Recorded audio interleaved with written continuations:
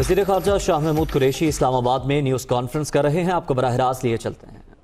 ایک گھنٹہ گھر چوک تنگ سی جگہ پر یہی اظہار ہوا جو انہوں نے 13 دسمبر بروز اتوار لاہور میں کیا۔ اب جو میں عرض کرنا چاہتا ہوں وہ 3 موٹی موٹی باتیں۔ نمبر 1، میں آج واضح طور پر کہہ رہا ہوں کہ پی ڈی ایم کی صفوں میں استعفوں پر اتفاق نہیں ہے، اور یہ میں آپ کو اندر کی بات کہہ رہا ہوں، سنی سنائی بات نہیں کہہ رہا۔ ان کے اندر آج بھی کلیئرٹی نہیں ہے، استعفے دینے ہیں نہیں دینے، کب دینے ہیں۔ میں آج برملا کہہ رہا ہوں کہ جہاں تک پیپلز پارٹی کا تعلق ہے،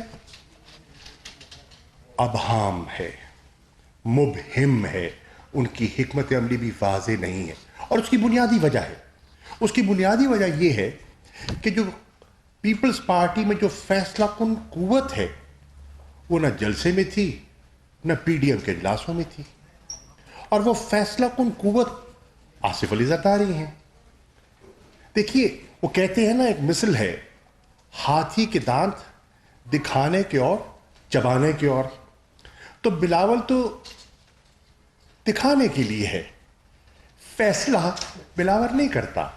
پیپلز پارٹی کے فیصلے آج بھی آصف علی زرداری کرتے ہیں، یہ حقیقت ہے، کوئی اس کو تسلیم کرے نہ کرے۔ جو ان کی قیادت ہے، جو ان کا انر سرکل ہے، وہ پوری طرح جانتا ہے کہ بااختیار کون ہے۔ اسی طرح انہوں نے بھی فیصلہ نہیں کیا، میں واضح کہہ رہا ہوں، ابھی تک انہوں نے فیصلہ نہیں کیا۔ ہو سکتا ہے سوچ رہے ہوں فیصلہ۔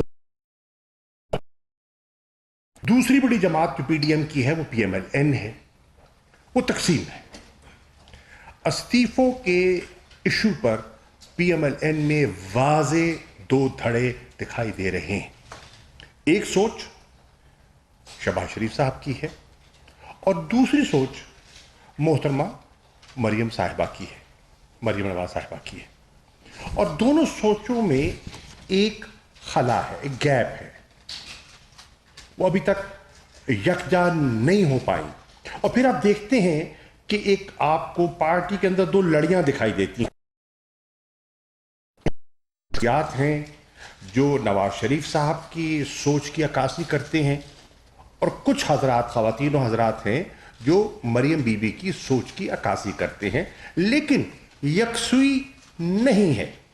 اب میرا سوال یہ ہے، اور میں قوم کو یہ کہنا چاہتا ہوں کہ اگر آپ کا اتفاق ہے استعفوں پر، اور آپ واقعتاً سنجیدہ ہیں، تو پھر 31 تاریخ کو آپ نے کہا نا 31 تاریخ تک استعفے جمع کروا دیے جائیں گے، تو اگر آپ سنجیدہ ہیں تو پھر 31 تاریخ کو آپ کے استعفے اسپیکر کے پاس پہنچنے چاہیے، نہ کہ قیادتوں کے پاس۔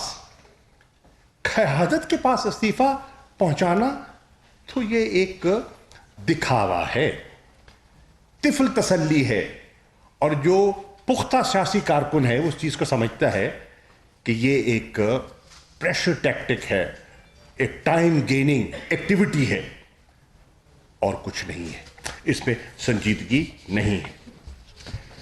دوسری بات جو میں کرنا چاہوں گا وہ ہے کہ لانگ مارچ پر بھی ابھی تک پی ڈی ایم میں اتفاق نہیں ہے۔ میں کیوں کہہ رہا ہوں؟ میں اس لیے عرض کر رہا ہوں کہ آج بھی جو انہوں نے جو اپنے ریلی کے بعد جو نشست ہوئی لاہور میں غالباً جاتی عمرہ پر، اس پہ کہا گیا کہ 1 فروری کو، آج کیا ہے 15 دسمبر، 1 فروری کو پی ڈی ایم کا اجلاس بلایا جائے گا، اور اس میں تبادلہ خیال کے بعد فیصلہ کیا جائے گا اور تاریخ دی جائے گی۔ یعنی کہ ابہام ہے، اور اس سے جو 2 کی ایشوز ہیں اس پہ وضاحت ہو گئی کہ نہ استعفوں پر اتفاق ہے، نہ لانگ مارچ پر ابھی یکسوئی ہے. اب آپ نے کیا دیکھا 13 کو؟ 13 تاریخ کو کارکنوں کو دعوت دی گئی اور کارکن آ گئے. ہر پارٹی کا ایک کارکن ہوتا ہے جو پارٹی سے منسلک ہوتا ہے, اس کا ڈسپلن ہوتا ہے, قیادت کے ساتھ اس کی ایک وابستگی ہے, اور اس کے حکم کو تاب لاتے ہوئے وہ پہنچتا ہے, یقیناً پہنچتا ہے, اور وہ پہنچا. عوام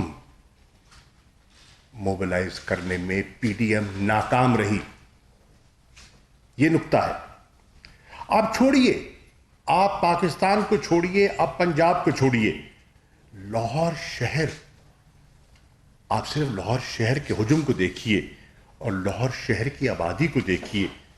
اگر شہر لاہور ہی موبلائز ہو جاتا تو جلسہ ہوتا, یہ مایوسی نہ ہوتی جو ہمیں اور پی ڈی ایم کو, ہمیں تو خیر نہیں, پی ڈی ایم کو جو مایوسی اور خفت اٹھانا پڑی, یہ نہ ہوتی. اس سے ظاہر ہوا کہ لاہوری اور لاہور کے باشعور شہری اس عمل سے لا تعلق رہے, اور ان پہ سیاسی پختگی ہے. لاہور سیاست کا مرکز ہے اور وہ سیاست کی نبض ہے, اور اس نبض نے ان کو اپنا فیصلہ سنا دیا. اب تیسری بات, ان کے جلسے کی ناکامی کی جو وضاحت ہے وہ اس سے ہوتی ہے. وہ تو کہتے ہیں نا, آپ نے دیکھا کہ انہوں نے بہت سے دلائل بھی دیے, سردی بھی تھی, وقت بھی تھا, تاخیر بھی تھی, سب کچھ تھا. لیکن آپ دیکھیے کہ عوام کا آپ نے دیکھا لا تعلقی آپ نے دیکھ لی, اور جو مارکیٹ کا ریاکشن آپ نے دیکھا کہ اتوار کے روز جلسہ سب لوگوں نے دیکھا, لوگوں نے جو نہیں بھی تھے گھر پہ دیکھا ہوگا, ٹیلی ویژن پہ دیکھا ہوگا. بزنس سرکلز نے اس کو ریاکٹ کیا, اور آپ نے دیکھا کہ اگلے ہی روز سٹاک مارکیٹ اوپر کی طرف جاتی ہے. اگر ان کے جلسے میں کوئی قوت ہوتی, کوئی جان ہوتی, تو سٹاک مارکیٹ کریش کر رہی ہوتی, گین نہ کر رہی ہوتی. یہ میں آپ کو ایک دلیل کے طور پر آپ کی خدمت پہ پیش کر رہا ہوں. اب جناب والا اگلی چیز آپ دیکھیے کہ پی ڈی ایم کی قیادت نے اس وقت اپنی ناکامی نہیں, لوگوں کی لا تعلقی پر وہ توجہ نہیں دے رہے.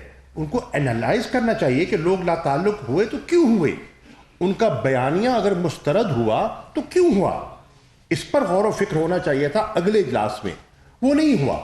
بحث کیا ہوئی کہ میڈیا کے فلاں چینل نے انصاف نہیں کیا, میڈیا کا فلاں اینکر جو ہے وہ یہ بات کر رہا تھا. بھائی آپ اپنی ناکامیوں کو میڈیا پہ کیوں ڈال رہے ہیں؟ میڈیا کیا کرتا ہے؟ میڈیا رپورٹ کرتا ہے. رپورٹ کیا کرتا ہے؟ جو دیکھتا ہے وہ رپورٹ کرتا ہے. جو انہیں دیکھا ان نے تبصرہ کر دیا. اب اگر وہ تبصرہ کریں جو آپ کو من بھاتا ہو تو پھر تو میڈیا آزاد ہے, اور اگر وہ یہ تبصرہ ایسا کر دیں جو آپ کے مزاج کے برعکس ہو تو پھر میڈیا دباؤ کے نیچے ہے, اداروں کے دباؤ کے نیچے ہے, اینکر جو ہیں وہ انڈر پریشر ہیں. ایسا ہوتا نہیں ہے, یہ ڈبل سٹینڈرڈ ہے. وہی میڈیا جب آپ کے حق میں بات کر رہا ہوتا ہے تو آپ کو بہت پسند آتی ہے, اور آپ بالکل اس پہ اس کا ٹاک شوز میں ذکر کرتے ہیں, حوالے دیتے ہیں, اپنی تقاریر میں حوالے دیتے ہیں. لیکن جب وہ آئینہ دکھاتا ہے جو آپ کو آئینہ دیکھ کر چہرہ اچھا نہیں لگتا, تو پھر آپ اپنا جو ہے جو غم و غصہ جو ہے وہ ٹرانسفر کر دیتے ہیں میڈیا پر, مختلف چینلز پر. اب اگلی عرض جو میں کرنا چاہوں گا کہ ایک لاہور ڈکلیریشن سامنے آیا. لاہور ڈکلیریشن میں بہت سی باتیں کی گئیں, الٹیمیٹمز کا بھی ذکر کیا.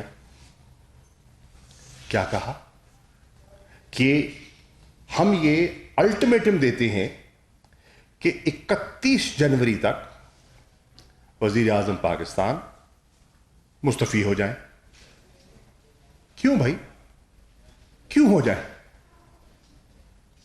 وزیر اعظم پاکستان عمران خان صاحب یا اس حکومت کے پاس ایک عوام کا مینڈیٹ ہے.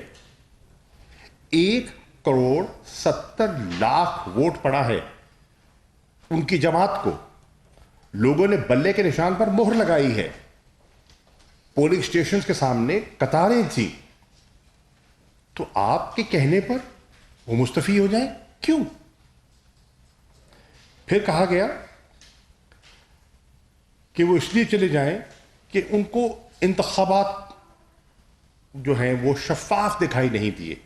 میں اس پہ بھی عرض کرنا چاہوں گا، لیکن میں یہ عرض کرنا چاہوں گا کہ آپ اپنے مطالبے وہ کریں. آپ تو بات کرتے ہیں آئین کی، آپ تو بات کرتے ہیں جمہوریت کی. ہم آئین کی پاسداری کے لیے نکلے ہیں، ہم جمہوری قدروں کے لیے نکلے ہیں. ڈیموکریٹک موومنٹ ہے نا. تو آپ ایک ڈیموکریٹک موومنٹ کے ناطے آپ ایک ان ڈیموکریٹک اور ایک ان کانسٹیٹیوشنل ڈیمانڈ کیسے کر سکتے ہیں؟ ایک شخصیت جس کے پاس عوام کا مینڈیٹ ہے، ایک شخصیت جو آئین کی روح سے وہ confidence of the house enjoy کر رہی ہے، وہ آپ کے کہنے پہ مستعفی کیوں ہو جائے بھائی؟ اس لیے آپ کی خواہش ہے. آپ کی ہر خواہش تو پوری نہیں ہو سکتی. اسی طرح آپ نے دیکھا کہ 2013 میں بھی الیکشنز ہوئے. 2013 کے انتخابات کے بعد بھی بہت سے لوگوں کو اعتراضات تھے. ہمیں اعتراض تھا.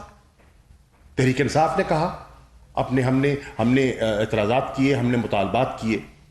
لیکن کمال کی بات یہ ہے کہ پی ایم ایل این کو اس بات کو غور سے دیکھنا چاہیے کہ آج ان کے جو دائیں بائیں کھڑے ہوتے ہیں لوگ،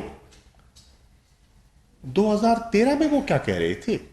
میری مراد پیپلز پارٹی ہے. پیپلز پارٹی نے کیا یہ نہیں کہا تھا کہ 2013 کے انتخابات آر او الیکشنز ہیں؟ آپ میڈیا کے سامنے سب کچھ ہے، ریکارڈ آپ کے پاس موجود ہے. انہوں نے تو 2013 کے انتخابات کو مسترد کر دیا تھا. دیگر جماعتوں نے بھی کیا تھا. لیکن آپ نے تو پیپلز پارٹی کی نہیں سنی تھی، آپ نے تو دیگر جماعتوں کی نہیں سنی تھی، اور آپ اپنی ضد پر قائم رہے کہ جی نہیں، ہمارا مینڈیٹ ہے اور اس مینڈیٹ کا احترام ہونا چاہیے. اب اگر آپ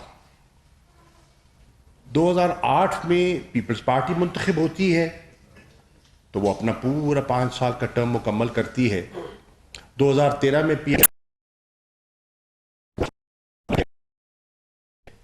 تو 2018 میں جو تحریک انصاف اور اس کی حلیف جماعتیں منتخب ہوئی ہیں وہ اپنا ٹرم مکمل کیوں نہ کریں؟ کیا منطق ہے؟ کیا جواز ہے؟ دھاندلی ہوئی بھائی. 70 کے بعد کون سا الیکشن ہے جس پر دھاندلی کا سوال نہیں اٹھایا گیا؟ بتائیے نا. ہر الیکشن پر کوئی نہ کوئی سوالیہ نشان کوئی نہ کوئی اٹھاتا رہا ہے. اس کے لیے بھی راستہ نکالا جا سکتا ہے. لیکن اگر آپ اس پی ٹی آئی کا مینڈیٹ منظور نہیں ہے اور آپ کیا چاہتے ہیں کہ ان ہاؤس چینج نہیں، ہم فریش الیکشن چاہتے ہیں، پہلے تو آپ کا یہ مطالبہ ہی غیر جمہوری اور غیر اخلاقی اور غیر آئینی ہے. فرض کیجئے انتخابات ہو جاتے ہیں، فرض کیجئے آپ کو مینڈیٹ مل جاتا ہے، پی ٹی آئی کو تسلیم کرے گی؟ اگر آپ نے پی ٹی آئی کا مینڈیٹ تسلیم نہیں کیا تو وہ آپ کا مینڈیٹ کیوں تسلیم کرے گی؟ اور پھر یہ بات تھمے گی کہاں؟ اور اس پر اس ملک میں سیاسی احکام کیسے آئے گا؟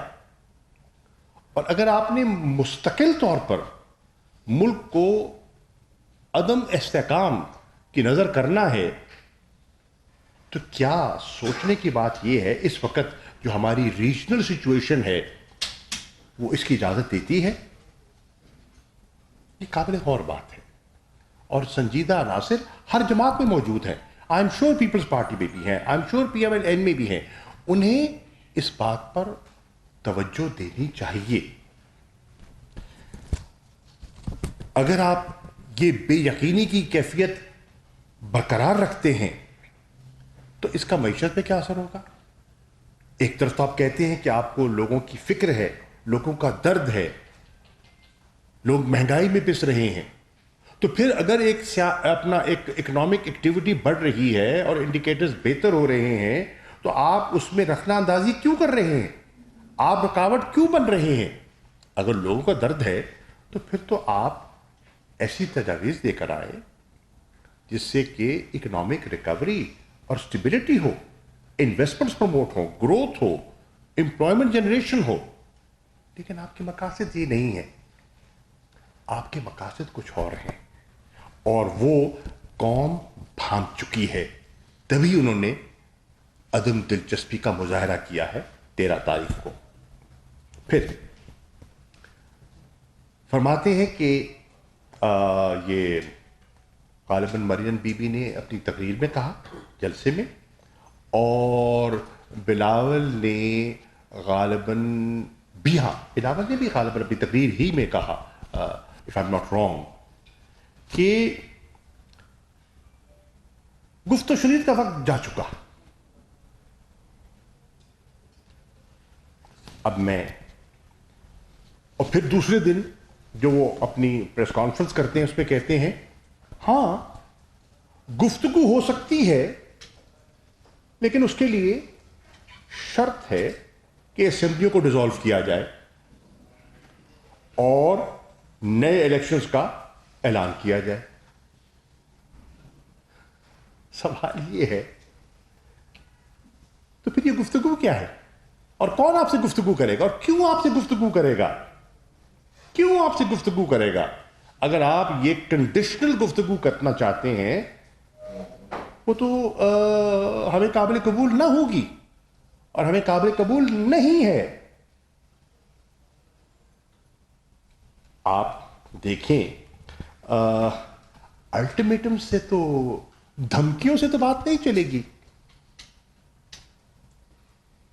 رات کہی بات کہی، آپ نے بات کی، لوگوں نے سنی انسنی کر دی. اب پھر بلاول کہتے ہیں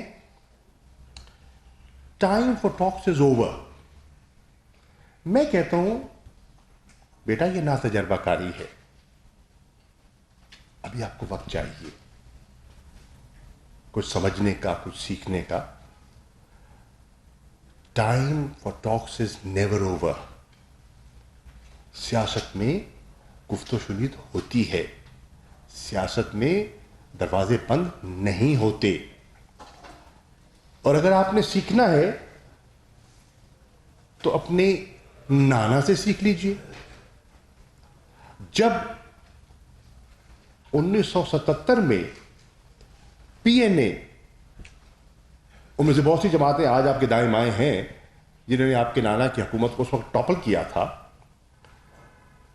جب انہوں نے تحریک شروع کی تھی، ایک ایجیٹیشن شروع ہوا تھا، شہر شہر تاریخ کا حصہ ہے، تو بھٹو صاحب نے کیا کیا تھا؟ انہوں نے کہا تھا آئیے بیٹھیے گفت و شنید کرتے ہیں. ایک آئین ہے، ایک نظام ہے، اس نظام کے دائرے کے اندر رہتے ہوئے گفت و شنید ہو سکتی ہے. آپ کہتے ہیں the time for talks is over، this is inexperience، اور وہ ریفلیکٹ کر رہا ہے دونوں طرف. آپ دیکھیں قیادت کس کے ہاتھ میں ہے؟ ایک طرف مریم بی بی تگ و دو میں ہے ٹو ریپلیس شہباز شریف صاحب the president of P M L N, اور دوسری طرف بلاول صاحب یہ زور آزمائی کر رہے ہیں کہ اپنے کارکن کو یہ تاثر دیں کہ میں فیصلے کرتا ہوں، نہ کہ آصف علی زرداری.